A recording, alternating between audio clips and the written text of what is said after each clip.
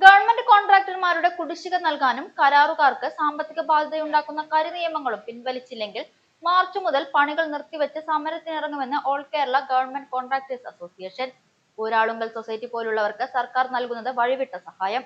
കരാറുകാർക്ക് ലഭിക്കാനുള്ളത് 6000 കോടി രൂപയാണെന്നും AKGCA പ്രസിഡന്റ് പി തങ്കച്ചൻ വാർത്താ സമ്മേളനത്തിൽ പറഞ്ഞു.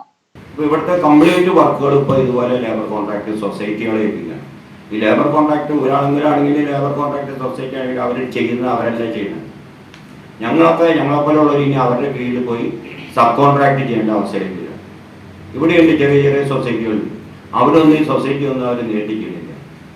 എല്ലാം സബ് കോൺട്രാക്ട് കൊടുക്കുക. ഇപ്പോൾ ഗവൺമെൻറ് ഇത് നല്ലതിനാണ് ചെയ്തത്. സൊസൈറ്റി നല്ലതിനാണ്, നമ്മുടെ കാഴ്ചപ്പാടും നല്ലതിനാണ്. തൊഴിലില്ലാത്തവർക്ക് തൊഴിൽ കൊടുക്കുക. പക്ഷെ നിലവിൽ തൊഴിലുണ്ടാകുന്ന ഞങ്ങളെയൊക്കെ ഒഴിവാക്കിയിട്ട് വേറെ ആൾക്ക് കൊടുത്തിട്ട് വീണ്ടും ഞങ്ങൾ അവർ സബ് കോൺട്രാക്ട് ചെയ്യുക എന്ന് പറഞ്ഞാൽ വളരെയധികം ബുദ്ധിമുട്ടുണ്ട്. ഞാനൊക്കെ 77 കോൺട്രാക്ടുകളിൽ ഇറങ്ങിയാണ്. ഇനി വേറെ ഒരു തൊഴിൽ അന്വേഷിച്ച് പോകാൻ പറ്റും.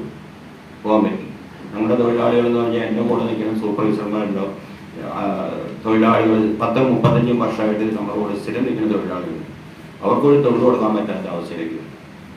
അപ്പോൾ എന്തായാലും ഞങ്ങൾ ഈ കണ്ടീഷനിൽ പോയി കഴിഞ്ഞാൽ ഞങ്ങൾ മാർച്ച് മാസത്തിൽ പകുതിയോടെ ഞങ്ങൾ പണികളൊക്കെ നിർത്തിവെച്ച് സമരത്തിലേക്ക് ഇറങ്ങാനുള്ള ഒരു തീരുമാനത്തിലേക്ക് പോകണം. ചർച്ചയും വാഗ്ദാനവും അല്ലാതെ സർക്കാർ യാതൊരു നടപടിയും സ്വീകരിക്കുന്നില്ല.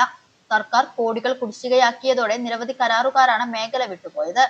ഗവൺമെന്റ് കരാറുകാരേക്കാൾ 10% തുക കൂട്ടി നൽകിയാണ് കരാറുകൾ ലേബർ സൊസൈറ്റിക്ക് നൽകുന്നത്. കരാറുകൾ ലഭിക്കുന്ന ലേബർ സൊസൈറ്റികൾ വർക്കുകൾ മറ്റ് കരാറുകാരെ ഏൽപ്പിക്കുന്നതിലൂടെ സർക്കാരിന് കോടികളാണ് നഷ്ടമാവുന്നത്.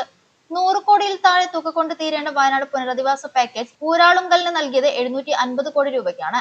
ഗവൺമെന്റ് കരാറുകാരെ ഒഴിവാക്കി സൊസൈറ്റികൾക്ക് കരാർ നൽകുന്നത് നിരവധി കരാറുകാരെ വഴിയാധാരമാക്കുന്നതാണ്. 750 കോടിയാണ് അവർ കൊടുത്തു. 750 കോടി ആ ഇത് പ്രോജക്റ്റിന് വേണ്ടിയിട്ട്. എത്ര വീടുണ്ട്? 400 വീട്. ഒരു വീടിന് 20 ലക്ഷം രൂപ കണക്ക് കൂട്ടി കഴിഞ്ഞാൽ 4-8-80 കോടി മതി. അവിടുത്തെ റോഡും സ്കൂളും ഹോസ്പിറ്റലും എല്ലാം വന്നാലും എത്ര രൂപ വരും?